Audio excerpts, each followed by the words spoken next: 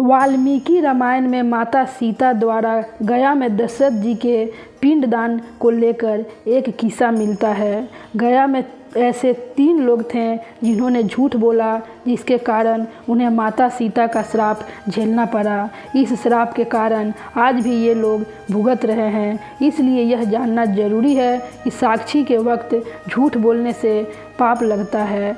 एक बार वनवास के दौरान भगवान राम, लक्ष्मण और सीता पितृपक्ष के दौरान श्राद्ध करने के लिए गया धाम पहुँचे। वहाँ श्राद्ध कर्म के लिए आवश्यक सामग्री जुटाने हेतु राम और लक्ष्मण नगर की ओर चल दिए। उधर दोपहर हो गई थी। पिंडदान का कुतप समय निकलता जा रहा था और सीता जी की व्याग्रता बढ़ती जा रही थी। तभी दशरथ जी की आत्मा ने माता सीता के समक्ष पिंडदान की मांग कर दी। गया जी के आगे फल्गु नदी पर अकेली सीता जी असमंजस में पड़ गई। उन्होंने फल्गु नदी के साथ वट वृक्ष, केतकी के फूल और गाय को साक्षी मानकर बालू का पिंड बनाकर स्वर्गीय राजा दशरथ जी के निमित्त पिंडदान दे दिया।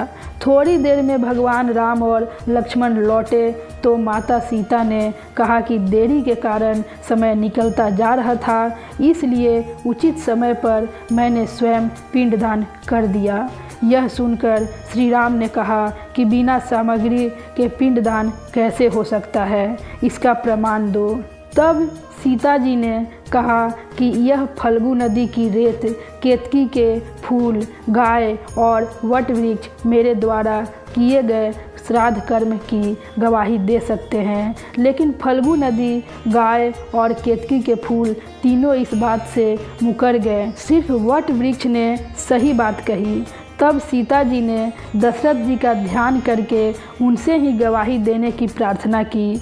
दशरथ जी ने सीता जी की प्रार्थना स्वीकार कर घोषणा की कि ऐन वक्त पर सीता ने ही मुझे पिंडदान दिया। इस पर राम आश्वस्त हुए, लेकिन तीनों गवाहों द्वारा झूठ बोलने पर सीता जी ने उनको क्रोधित होकर श्राप दिया कि फल्गु नदी, जा तू सिर्फ नाम की नदी रहेगी, तुझमें पानी नहीं रहेगा। इस कारण फल्गु नदी आज भी गया में सूखी रहती है। गाय को श्राप दिया कि तू पूज्य होकर भी लोगों का जूठा खाएगी, और केतकी के फूल को श्राप दिया कि तुझे पूजा में कभी नहीं चढ़ाया जाएगा। वट वृक्ष को सीता जी का आशीर्वाद मिला कि उसे लंबी आयु प्राप्त होगी और वह दूसरों को छाया प्रदान करेगा तथा पतिव्रता स्त्री तेरा स्मरण करके अपने पति की दीर्घायु की कामना करेगी। यही कारण है कि गाय को आज भी जूठा खाना पड़ता है।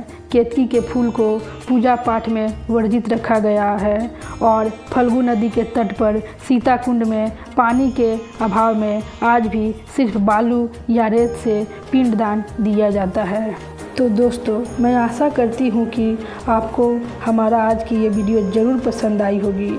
ऐसे ही वीडियो देखने के लिए हमारे इस चैनल को लाइक, शेयर और सब्सक्राइब ज़रूर कर दीजिएगा। तब तक मैं आपसे विदा लेती हूँ। जय श्री कृष्णा, राधे राधे दोस्तों। तब तक हमेशा खुश रहिएगा, पॉजिटिव रहिएगा और हमेशा मुस्कुराते रहिएगा।